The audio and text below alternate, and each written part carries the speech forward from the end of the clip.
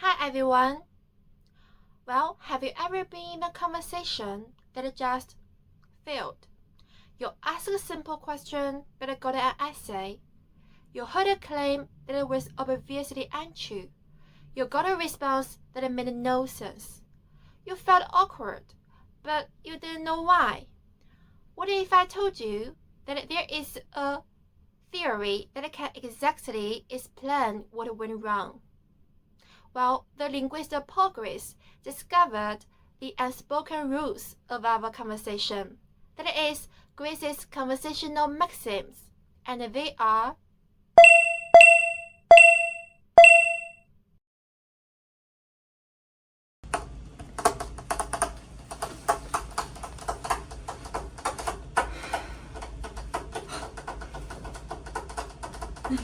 Rina, yeah. is that your new phone? Exactly. How do you know? It's my new iPhone 18 Pro Max. Look, it's special China red. And touch it. The body is so smooth inside. A few moments later. I really think you should buy one. Look, it's so Okay, beautiful. stop, Reina. When can we start our discussion? Well, sometime. The quantity maxim of the cooperative principle in linguistics requires that, first, make your contribution as informative as is required for the current purpose of the exchange.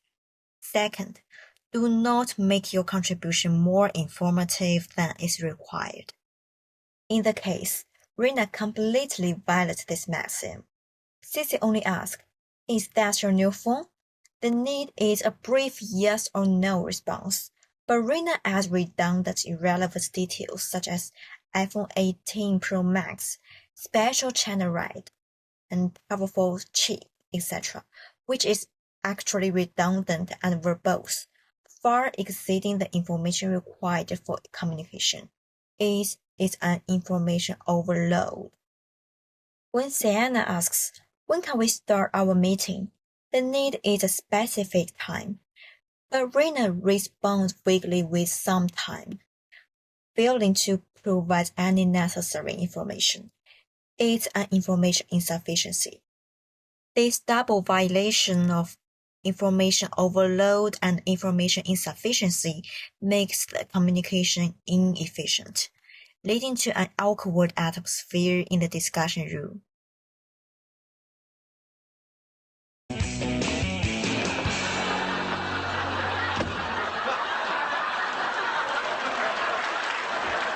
Hold on.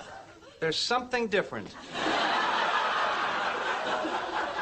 I went to that tanning place your wife suggested. Was that place the Sun? Oh, and it gets worse. Oh my God, you can do a duet of Ebony and Ivory all by yourself. Chandler's question isn't serious.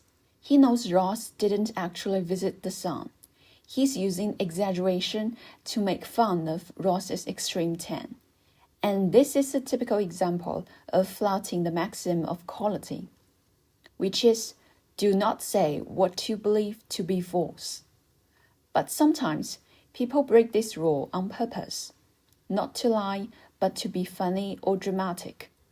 People often use this kind of untruth to show closeness. In this case, Chandler's exaggeration makes the situation enjoyable and not offensive. They are obviously false, but everyone understands the real point. Such exaggeration makes conversations more expressive and friendly, especially when we want to sound relaxed or humorous. But if someone violates the maxim of quality, like saying something false to deceive, the effect changes completely. For example, saying "I'm fine" when you are not will stop people from understanding or connecting with you. So, while flouting the maxim of quality can build warmth and laughter, violating it damages trust. How was your final exam? Wow, the weather is gorgeous today. The maxim of relation means be relevant. This is a case of flouting the maxim of relation, which involves saying something obviously irrelevant to imply what she does not literally mean. This is the inflecture. Here, the abrupt shift to the weather serves as a powerful signal. It forces Lily to ignore the literal meaning and search for the inflecture. Sissy just wants to convey, the exam was so terrible that I don't even want to talk or think about it. I would like to talk something pleasant instead. So, when the conversation starts being awkward, flouting the maxim of relation could be a signal of discomfort. Then you should just change the topic. Hey, Lily, are you free to head out this weekend? I really want to go to Kismet. Wow, you see, Taylor just released a new album. This is an example of violating the maxim of relation. In this case, Lily's response about the new album of Taylor Swift is logically irrelevant to the question about weekend plans. There is no inherent connection between the new album and the availability for Disneyland, and no inflecture here. Lily deliberately changed the subject without trying to cooperatively imply a reason for refusal. Therefore, unlike flouting the maxim of relation, violating simply avoids the question through obviously irrelevant answers with no inflecture. Sienna, I have no idea of the film review. Can you help me? Well, yes, the film is not merely a story. Fitzgerald employs the motif of the green light at the end of Daddy's Dog as a polysemous symbol, representing both Gatsby's aspirational materialism and the unattainable nature of his idealized past, which threw a Lacanian lens.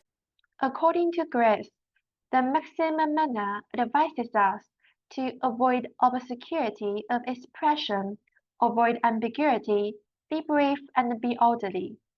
Okay, so now let's break down this dialogue. Obviously, Sienna validates the Maxim manner in two key ways. First, she uses obscure and technical jargon. Do you notice that? She used words and phrases like polysemous symbol, aspirational materialism, and through a Lacanian lens, they are highly academic and specialized. So they are completely out of place in a casual and help-seeking conversation between friends. This directly validates the rule to avoid obscurity. Second, there is a total lack of clarity and brevity. Lily is asking for a simple film review, probably expecting something like, it's about a guy who cannot get over his ex, and it shows how many can't buy happiness. Instead, Sienna launches into a dense and unbroken monologue. It sounds like it's pulled from a critical theory essay. It's neither brief nor orderly for this specific context. Next, we have a dialogue for you to practice, and you can pause to analyze.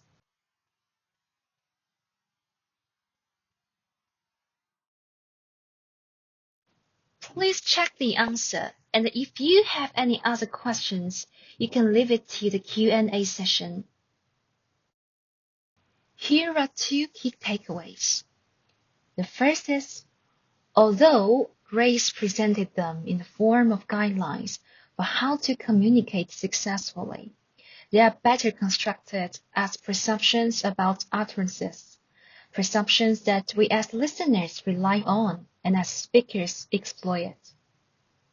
And the second is, the art of conversation lies in both following the rules for successful communication and strategically flouting them to create deeper meaning, humor, or sarcasm. To conclude, in communication, people may intentionally or unintentionally violate the cooperative principle as needed. This is the skillful use of language. It reflects the diversity of language, making expressions rich and colorful. As long as the true pragmatic meaning is understood, communication succeeds. May everyone communicate effectively and feel the charm of the colorful language world. Thank you.